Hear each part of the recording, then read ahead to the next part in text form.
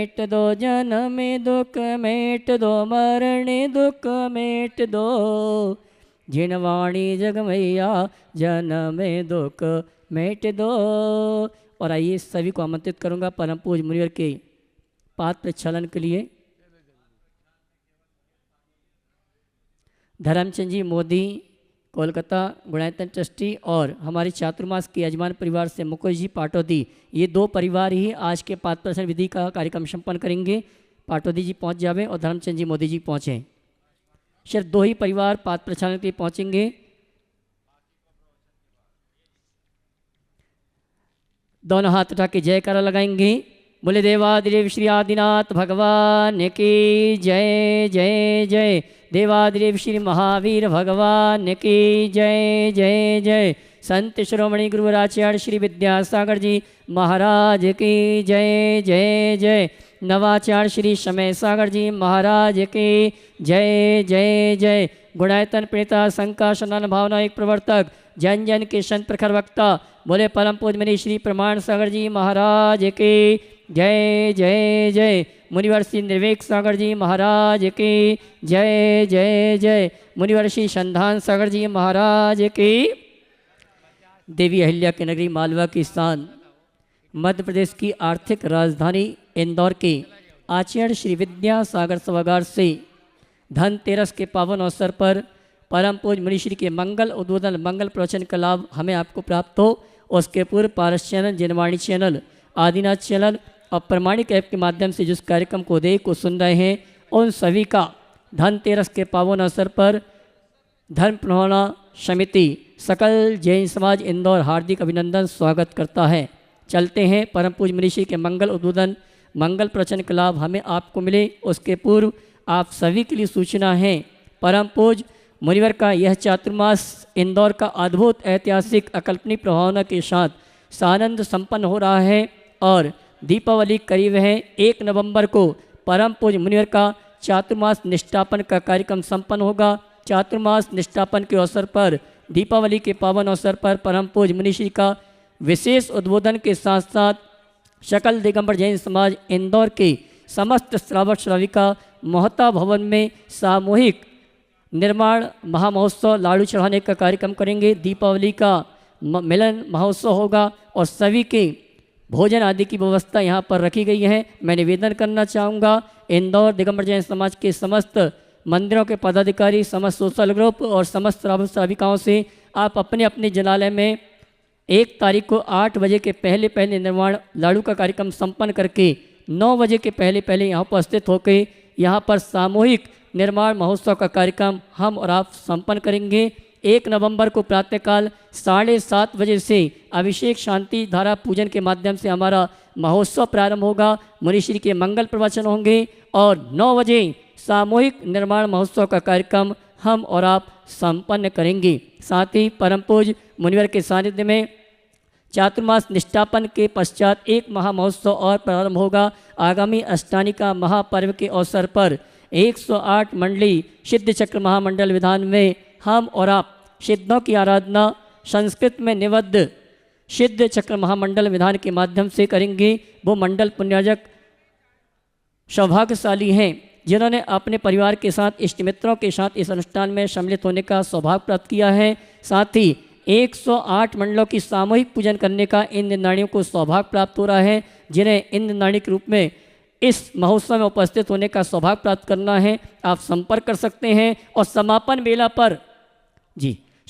वेला पर परम पूज्य मुनिवर के सानिध्य में इतिहास रचा जाएगा। इंदौर में 108 जिनमें रथ यात्रा निकाली जाएगी और उस दिन ऐसा महसूस होगा कि पूरा स्वर्ग का वैभव उतर के इंदौर में आ गया है। उसके साक्षी बनने के लिए आप सम्मान सहित आमंत्रित हैं। और जैसे ही 17 तारीख को पिछी परिवर्तन का कार्यक्रम संपन्न होगा, 18 तारीख से मोहता भवन में एक महोत्सव और प्रारंभ हो जाएगा। 18 नवंबर से 23 नवंबर तक गोकुल नगर दिगंबर जैन मंदिर के निमित्त से पंचकणक प्रतिष्ठा महामहोत्सव का कार्यक्रम प्रारंभ होगा। और जिस प्रतिमा की प्रतिष्ठा होना है उसकी नगर आगवानी का कार्यक्रम आज गोकुल नगर में प्रारंभ हो चुका है। उसके पश्चात मूर्ति यहाँ पर आ जाएगी। बहुत ही मनोहर सुंदर प्रतिमा आई है, जिसकी प्रतिष्ठा परम पूज्य मुनिवर के सानिध्य में संपन्न होगी। महापात्रों का चुनाव आगामी रविवार को होगा। जिन्हें भी इस अनुष्ठान में भगवान के माता पिता स्वधर्म सानत कुमार, महेंद्र, कुबेर, भरत, बाहुली आदि महापात्र के रूप में इस अनुष्ठान में सम्मिलित होने का सौभाग्य प्राप्त करना है, आप कमेटी के सदस्यों से संपर्क करके ये सौभाग्य प्राप्त कर सकते हैं। आइए इन्हीं सभी सूचनाओं के साथ आप सभी की ओर से परम पूज्य मुनिवर के श्री चरण नमन करते हुए आशीर्वाद प्राप्त करेंगे और निवेदन करेंगे। धनतेरस के पावन अवसर पर मंगल प्रवचन, मंगल उद्बोधन के लिए दोनों हाथ जोड़ लेंगे, बोलेंगे हे मुनिवर नमोस्तु नमोस्तु नमोस्तु। बोले परम पूज्य मुनि श्री प्रमाण सागर जी महाराज की। ओ सभी लोग अपने दोनों हाथ जोड़ लें और मेरे साथ महामंत्र के स्मरण के लिए अपना मानस जाए।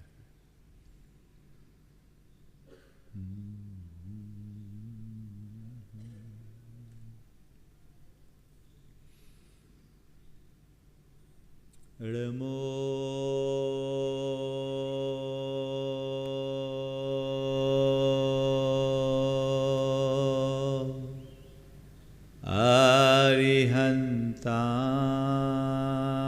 आरिहन्ताणं नमो अरिहन्ताणं ळमो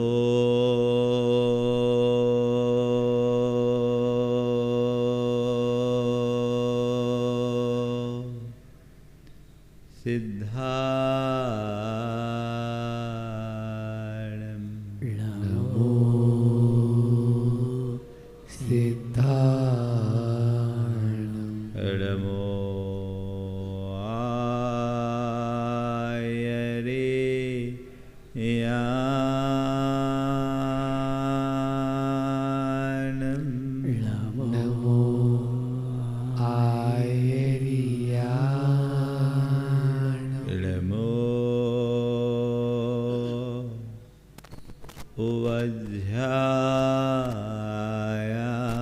उवध्यायानं नमो उवध्यायाणं ळमो लोये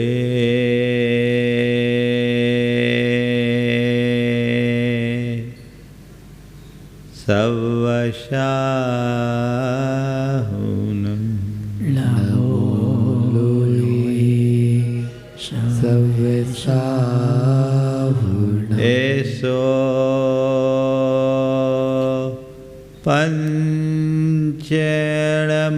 पञ्चेणमोयारो ऐसो पंचनमो यारो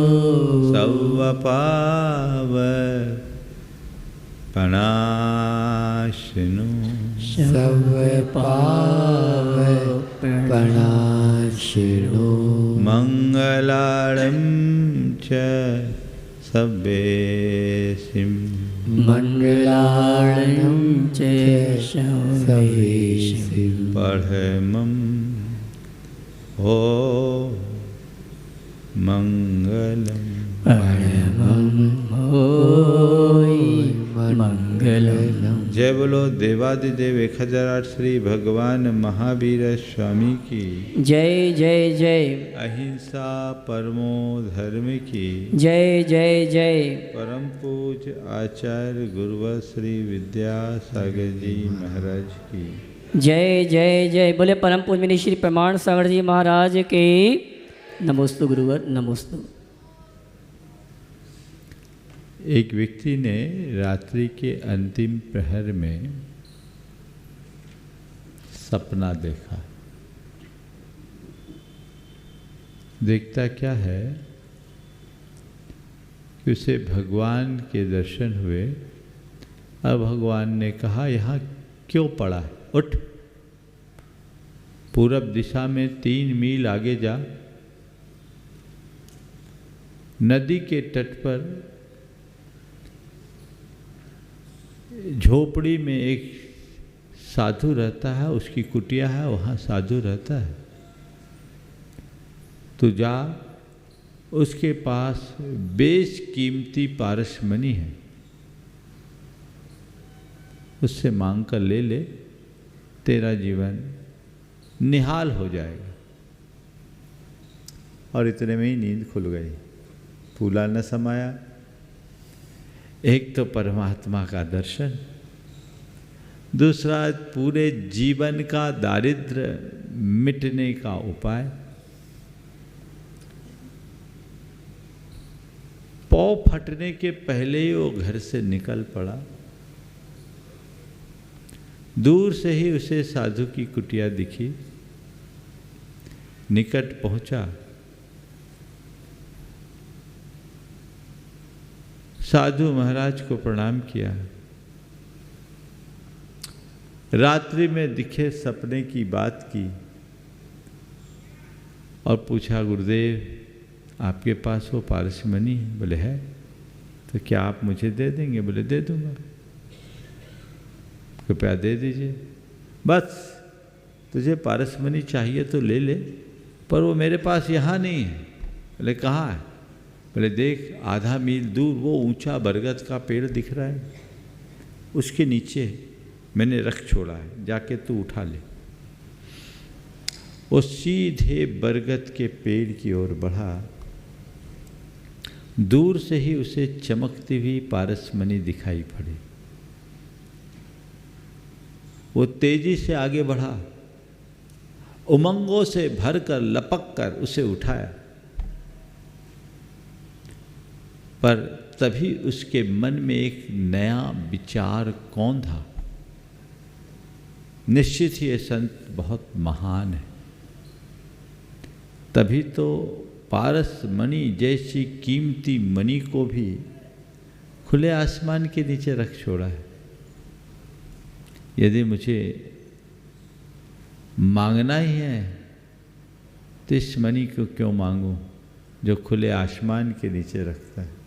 वह क्यों ना मांगो जो इससे भी मूल्यवान। और इसी विचार के साथ वो मणि उसके हाथ से छिटक कर नीचे गिर पड़ी। खाली हाथ हुआ है। वापस संत चरणों में उपस्थित हुआ। इससे पहले कि वह कुछ पूछे, संत ने पूछा, क्यों मणि ले आए? नहीं गुरुदेव,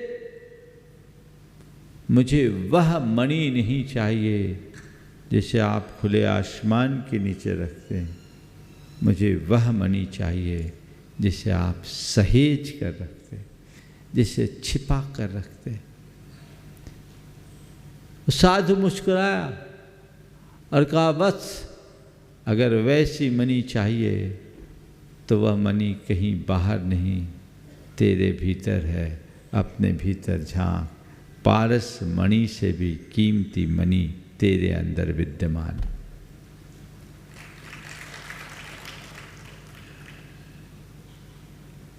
पारसमणि का मूल्य है,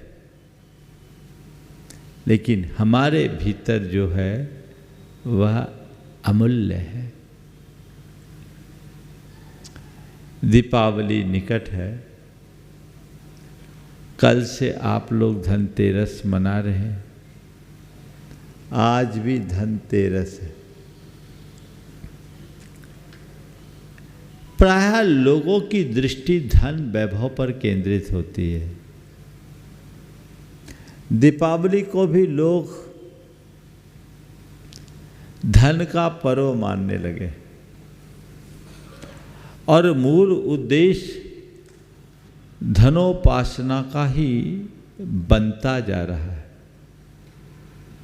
मानता हूं जीवन के निर्वाह में धन का एक महत्वपूर्ण स्थान है। बिना धन पैसे के तुम्हारे जीवन का गुजारा नहीं चल सकता। पर जीवन के गुजारे के लिए धन पैसा जोड़ना समझ में आता है, पर केवल धन पैसे के लिए जीवन गुजार देना समझ से परे है।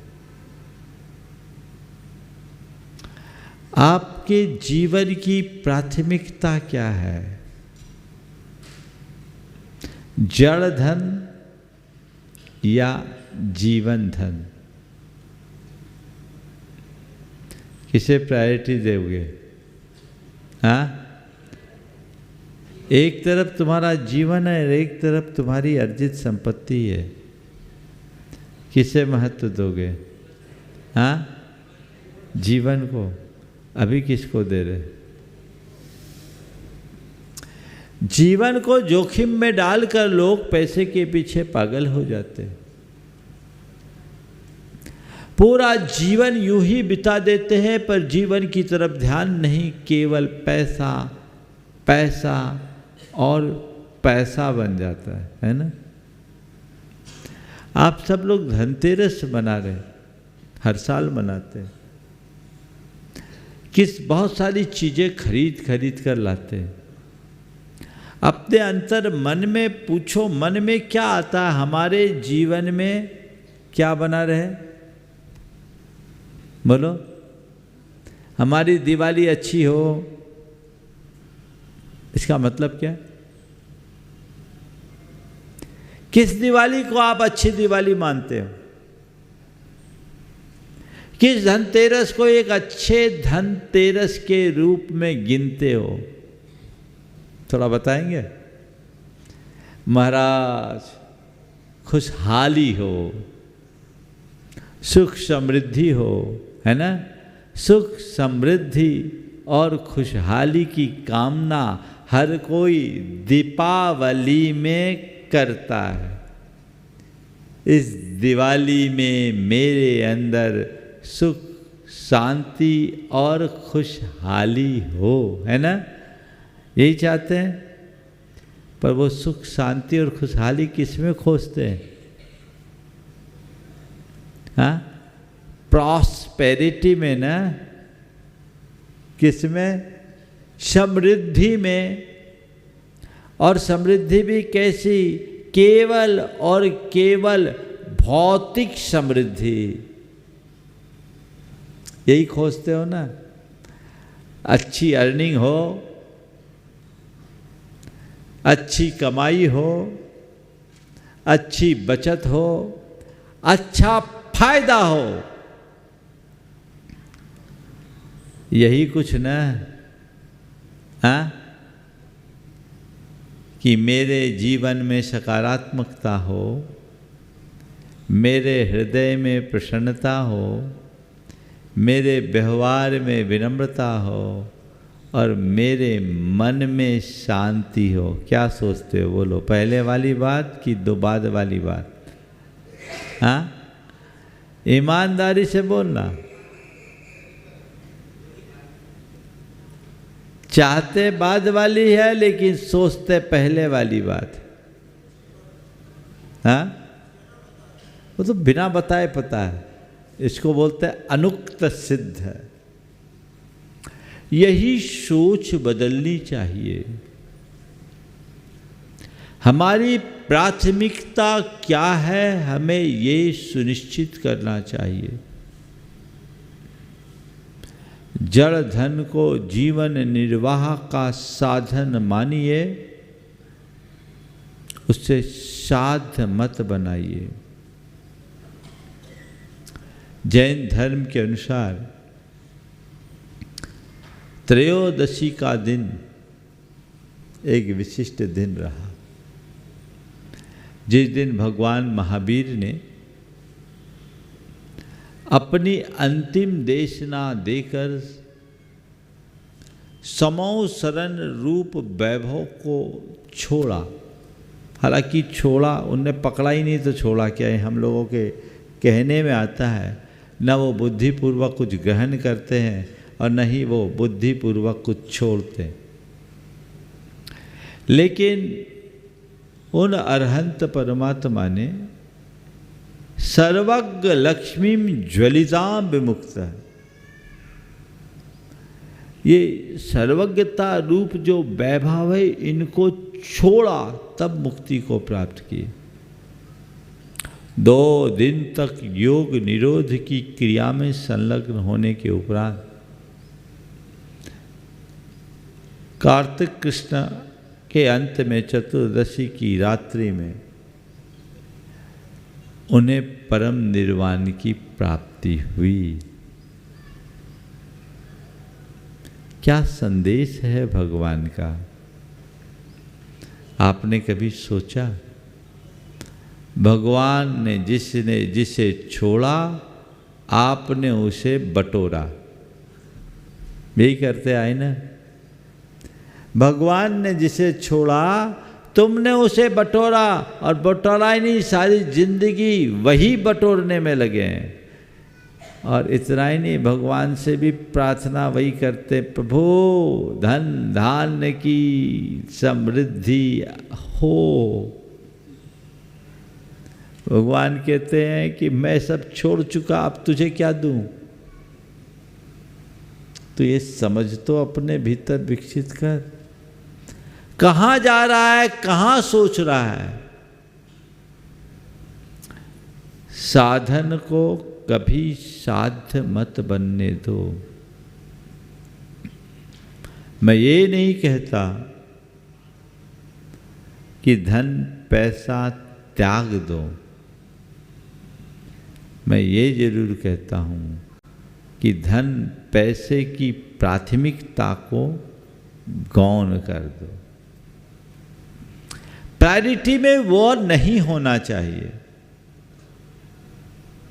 वो साधन है, साध्य नहीं। पैसे के साथ जियो, पैसे के लिए मत जियो। क्या हुआ? पैसे के साथ जीना और पैसे के लिए जीना, इसमें क्या अंतर है? पैसे के साथ जीने वाला व्यक्ति पैसे का सदव्यय करता है, पैसे में आसक्ति नहीं रखता। अब पैसे के लिए जीने वाले के लिए पैसा ही सर्वस्व बन जाता है। वो पैसे के लिए जीता है और पैसे के लिए मरता है, बल्कि मारने के लिए तैयार हो जाता है। प्राथमिकता यदि सही हो तो कहीं परेशानी नहीं होती, और जिसके लिए पैसा ही सर्वोपरि हो जाता उसके पास सिवाय परेशानी के और कुछ नहीं होता। मैं दो उदाहरण आप सबके बीच रखना चाहता हूँ। एक वह जिसके लिए पैसा ही सब कुछ है, और दूसरा वह जिसके लिए पैसा केवल जीवन निर्वाह का साधन है। एक व्यक्ति, 4 भाई थे। बड़े पिता की कोई संतान नहीं थी, इसलिए गोद चला गया। जिस समय गोद गया उस समय दोनों परिवारों की स्थिति समान थी। इसके गोद जाने के बाद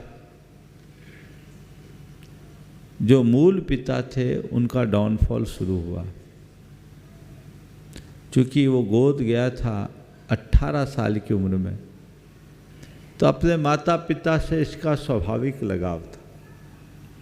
ये जहाँ गया अपने बड़े पिता के यहाँ गोद, वहाँ तो और दिन दुनी रात चौगनी वृद्धि, और इधर डाउनफॉल। इसके बावजूद इसने अपने माता पिता और भाइयों के प्रति स्नेहवश सब कुछ किया। अपने आप को कभी अलग नहीं समझा।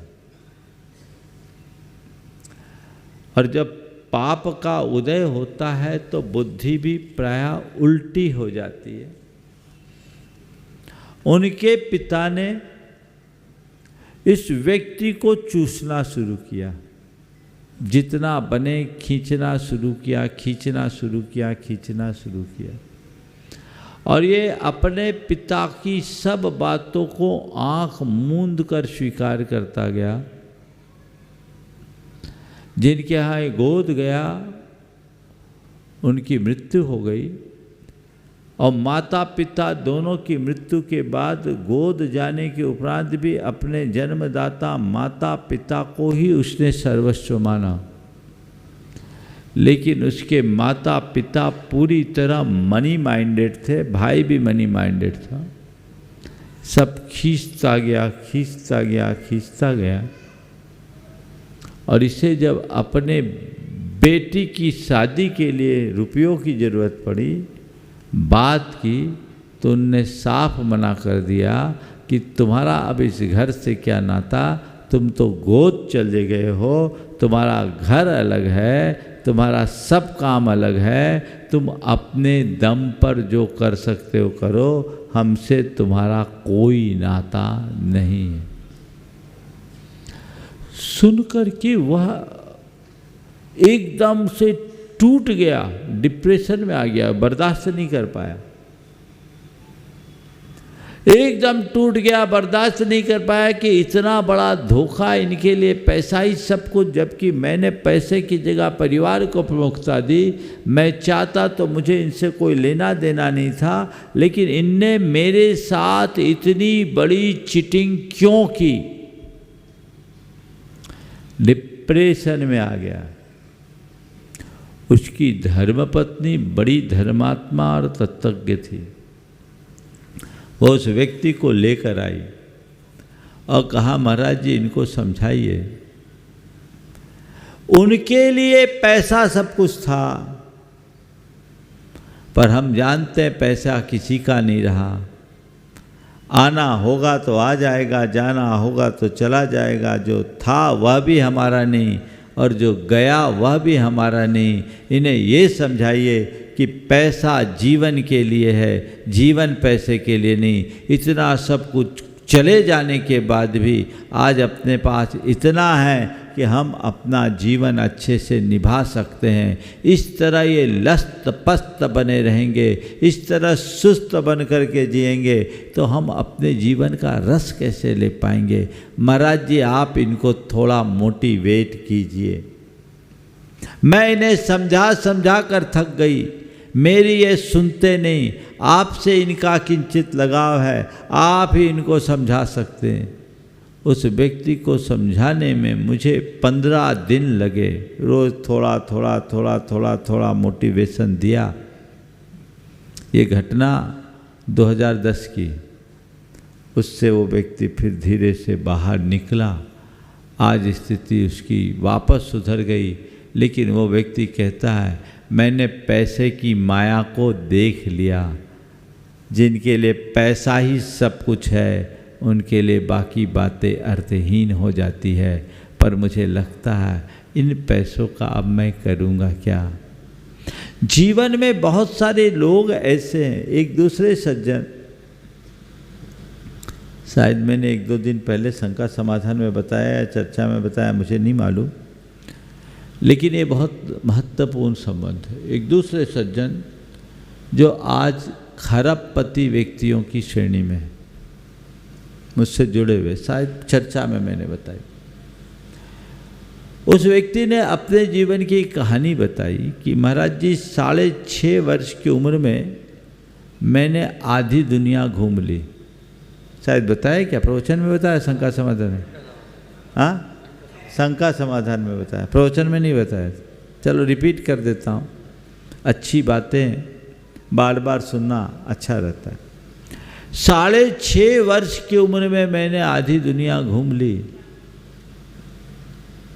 और महाराज एक वक्त ऐसा भी आया,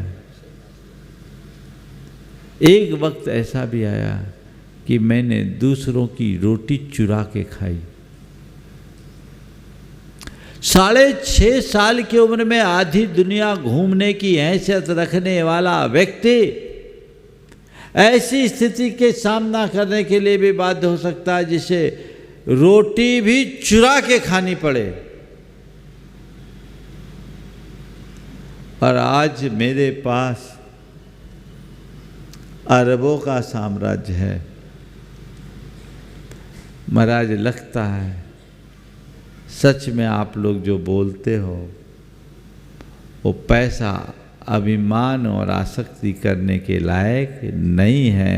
आज है कल रहे न रहे कोई फर्क नहीं पड़ता। और जब तक अनुकूल संयोग है तो कहते हैं पैसों की बौछार है, और संयोग बदल जाए तो बंटा धार है। यही है ना, इधर बौछार इधर बंटा धार। एक पल में कब क्या से क्या हो जाए कोई पता नहीं, कब खेल बदल जाए कोई भरोसा नहीं, है ना। तो इस सच्चाई को समझिए ना,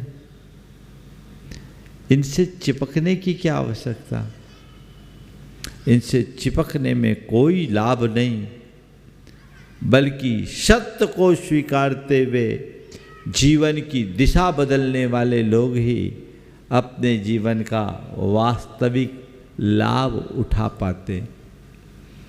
साधन माने साध्य नहीं, जड़ धन से ज़्यादा महत्व जीवन धन को देना सीखे, है उसका सदुपयोग करे और उपभोग करे। इसके अलावा तीसरा और कोई रास्ता कभी समझने जैसा नहीं है। हम ऐसी दृष्टि अपने अंतरंग में विकसित करें तो ये मान करके चलिए हम अपने जीवन को एक रचनात्मक दिशा में आगे बढ़ा सकते हैं। और ऐसी दृष्टि के अभाव में हम संसार में यूं ही रुलते रहते हैं। दीपावली आप सबकी अच्छी हो, पर मैं यही चाहता हूँ केवल धन पैसे से आप समृद्ध न बने, धन के साथ मन से भी समृद्ध बने। धन की समृद्धि तुम्हारा पतन करा सकती है, लेकिन मन की समृद्धि स्थायी उन्नति कराती है। वस्तुतः कौन समृद्ध है? जो मन से समृद्ध है। उन्नतम मानसम यस्य भाग्यम तस्य समुन्नतम। जिसका मानस ऊंचा है उसका भाग्य सदैव ऊंचा बना रहता है। हम अच्छे मनोभाव को रखें, अपने अंतरंग में ऐसी सकारात्मकता का विकास करें, ऐसी आध्यात्मिकता से अपने आप को भरे जिससे हमारा आचार विचार और व्यवहार तीनों पवित्र हो सके और हम अपने जीवन में वैसी शांति और सद्भावना प्रकट कर सके। जब तक हमारे जीवन में ऐसे गुण विकसित नहीं होते तब तक हम अपने जीवन का कोई लाभ नहीं ले सकते। हमें ये जीवन मिला है, हम इसका लाभ लें, जीवन को आगे बढ़ाएं। और आज अधिक बोलने की इच्छा नहीं है, आप लोग भी व्यस्त हो। सार संक्षेप में इतनी बात लेकर आप सब अपनी दीपावली की तैयारी करें, लेकिन अंदर का दीप जले।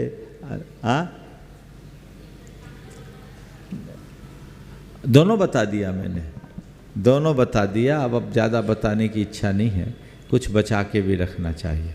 तो ये बातें हैं बंधुओं, आप सबको अभी जानकारी दी गई।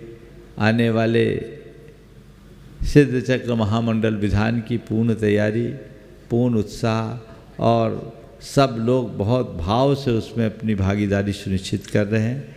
रथ यात्रा सानंद संपन्न हो, विधान सानंद संपन्न हो, उसके लिए मैंने आप लोगों से कहा था एक एक जाप आप सब लोग करें। और अभी मैं 27 बार उसकी और सबके खुशहाली के लिए जाप कराऊंगा। आप लोग भी जाप दोहराएंगे। और इसके बाद एक पुण्य का योग और बना आप लोगों के लिए। आने वाले 18 तारीख से 23 तारीख के मध्य यहाँ पर भव्य पंचकल्याणक प्रतिष्ठा महोत्सव का भी आयोजन बन रहा है। महाराज 17 को ख़त्म हुआ, 18 को फिर। हाँ, यही तो है, जितना हो जाए उतना अच्छा है। गोकुल नगर में भव्य जिनालय की संरचना हुई है और वहाँ अत्यंत मनोज्ञ जिनबिंब आज यहाँ पहुँच गए। आज शोभा यात्रा में है, उसकी प्रतिष्ठा का योग जब हम आए थे तब से ही वो लोग बोल रहे थे। और अब चूँकि मंदिर उनका पूर्ण हो गया, उनके अनुरोध को हम लोगों ने स्वीकार कर लिया। और ये पंच कल्याणक प्रतिष्ठा महोत्सव का सुयोग आप लोगों के लिए मिल रहा है। बहुत सारे लोगों को पंच कल्याणक में अपनी भागीदारी देने की इच्छा होती है, जिनकी भी इच्छा है माता पिता बनने की, सौधर्मिंद्र बनने की, कुबेर बनने की, महायज्ञ नायक बनने की, ईशान सानत कुमार महेंद्र, बहुत सारे लोग मुझसे अपना निवेदन समय समय पर करते रहे हैं। सबके लिए खुला ऑफर है, कोई ज़रूरी नहीं कि ये इंदौर वाले ही बने, बाहर वाले भी इसका लाभ ले सकते हैं। स्थानीय हो तो ज़्यादा अच्छा है, लेकिन कोई भी मौका का लाभ ले। धर्म प्रभावना समिति के तत्वावधान में ये आयोजन इसी मंडप में होने जा रहा है। ये सूचना सब तक पहुंचा दी जाए और 18 से 23 ये 5 दिवसीय बृहद आयोजन का लाभ आप सब ले सकते हैं। जिनको भी इसमें भागीदारी देनी है, अभय भैया से, कमेटी के लोगों से अपना निवेदन प्रस्तुत कर दें। आप सबको पता है बोलियों को हम कम पसंद करते हैं, बल्कि पसंद ही नहीं करते, इसलिए जहाँ तक बने जो इसमें लाभान्वित होना चाहते हैं वे संपर्क करें और इस पंचकल्याण का पूर्ण आनंद ले। हम जाप करें और आज के कार्यक्रम का समापन। हाँ, परसों 1 तारीख है। 1 तारीख को दीपावली, मूल रूप से दीपावली 1 तारीख को ही है, क्योंकि स्वाति नक्षत्र में भगवान को निर्वाण की प्राप्ति हुई। स्वाति नक्षत्र अमावस्या उसी दिन है। जैन धर्म के अनुसार उदय कालिक तिथि मानी जाती है। जो सूर्योदय के काल में तिथि होती है 6 घड़ी तक, वो तिथि पूरे दिन मानी जाती है। और 31 तारीख को भी लोग दीपावली मना रहे हैं, लेकिन 31 तारीख को अमावस्या 3:52 पर है, जो कि 1 तारीख को 5:कुछ तक है शाम को। लेकिन ये दोनों चीज़ें व्यवस्थित नहीं, इसलिए चूँकि उदय काल 1 तारीख को है, इसलिए 1 तारीख को ही अमावस्या माननी चाहिए। और जो भी हमारे धार्मिक क्रियाकलाप हैं उन्हें 1 तारीख को ही संपन्न करना है। प्रातःकाल सब लोग लाडू चढ़ाएंगे और पूजा पाठ करेंगे। पूजा पाठ अपने प्रतिष्ठानों की जो भी पूजा है आप सब दिन में करें, रात्रि में ना करें। और ये एक जो है कि स्थिर लग्न में ही करें, तभी स्थिरता आएगी। अरे पूजा करो, अपने आप स्थिरता आ जाएगी। जब करो तब करो, दिन में करो, इनसे बहुत ज़्यादा बंधने की ज़रूरत नहीं है। लगन देखते रहोगे तो उसी में ही लग जाओगे, पर मगन हो जाओ तो तुम्हारा लग्न बदल जाएगा। भगवान से लगन लगाओ और मगन हो जाओ। इसलिए ये कोई ज़रूरी नहीं कि सिंह लग्न में ही हमें करना है। ये लोग पंडित लोग कहते रहते हैं, अब वो रात में होती, रात्रि पूजा उचित नहीं। और ऐसे भी आज इस बार तो रात्रि में अमावस्या ही नहीं रहेगी, इसलिए दिन में पूजा करें। और दिन की पूजा का भी कल अभय भाई ने एक समय निकाला था, 1:10 से कितना 1:10 या 1:30 से 2:10 के बीच का समय है। दिन में भी आप पूजन कर सकते हैं, पर मैं तो इतना कहता हूँ पूजा के लिए मुहूर्त देखने की ज़रूरत नहीं है। पूजा से अपने आप मुहूर्त सुधर जाता है, ज़्यादा देखने की ज़रूरत नहीं है। फिर भी यदि देखना है तो जो समय आपको बताए 1:30 से 2:10 तक का ये समय है। 1 तारीख को आप लोग उसी समय कीजिए, ताकि वह सर्वोत्तम होगा। सायंकाल में भगवान के निर्वाण के उपरांत गौतम स्वामी को केवल ज्ञान हुआ, तो घर में भी जो आप पूजा उपासना करते हैं वो केवल ज्ञान के उपलक्ष्य में करें। जो हमारी परंपरागत व्यवस्था है उसी के अनुसार चलें। सभी लोग मेरे साथ जाप करेंगे, मंगल भावना के साथ समापन करेंगे। हाँ, जाप। ओम ह्रीं सिया उषा नमः। ओम ह्रीं सिया उषा नमः। ओम ह्रीं सिया उषा नमः। ओम ह्रीं सिया उषा नमः। ओम ह्रीं सिया उषा नमः। ओम ह्रीं सिया उषा नमः। ओम ह्रीं सिया उषा नमः। ओम ह्रीं सिया उषा नमः।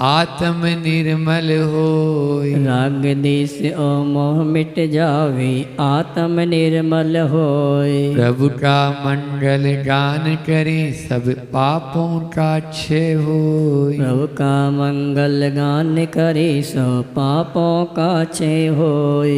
इस जग के हर प्राणी का हर दिन मंगलमय होय। इस जग के हर प्राणी का हर दिन मंगलमय होय। मंगल मंगल होय जगत में सब मंगलमय होय। मंगल मंगल होय जगत में सब मंगलमय होय। इस धरती के हर प्राणी का मन मंगलमय होय। इस धरती के हर प्राणी का मन मंगलमय होय।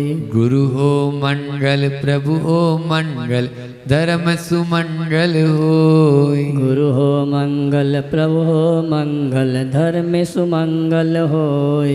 मात पिता का जीवन मंगल परिजन मंगल होय। मात पिता का जीवन मंगल परिजन मंगल होय। जन का मंगल गण का मंगल मन का मंगल होय। जन का मंगल गण का मंगल मन का मंगल होय। राजा प्रजा सभी का मंगल धरा धर्म में होय। राजा प्रजा सभी का मंगल धरा धर्म में होय। मंगल मंगल होय जगत में सब मंगलमय होय। मंगल मंगल होय जगत में सब मंगलमय होय। इस धरती के हर प्राणी का मन मंगलमय होय। इस धरती के हर प्राणी का मन मंगलमय होय। मंगलमय हो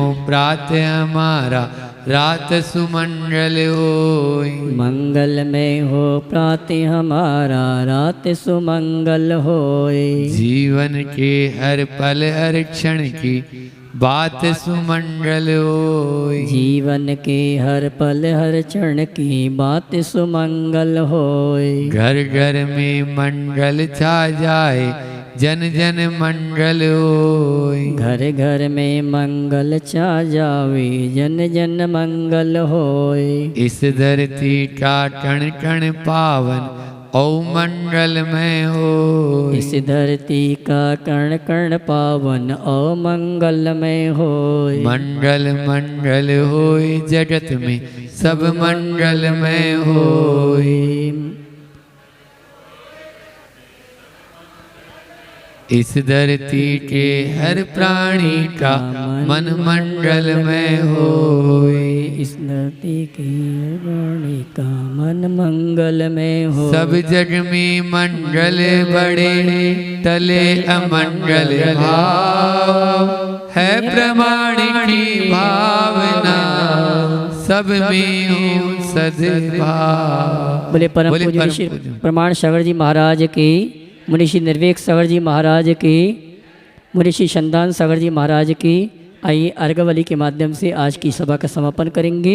आचार्य श्री जी के चरणों में हम झुका रहे अपना माता, जिनके जीवन की हर चर्या गन पड़ी स्वयं ही नवगाता। जैना गम का वह सुधा कलश जो बिखराते हैं गली गली, जिनके दर्शन को पा कर के खिलती मुरझाई हृदय कली। भावों की निर्मल सरिता में अब गाहन करने आया हूँ, मेरा सारा दुख दर्द हरो ये अर्घ बैठने लाया हूँ। हे तपो मूर्ति है आराधक, हे योगीश्वर है महासंत है, करुण कामना देख सके युग युग तक आगा।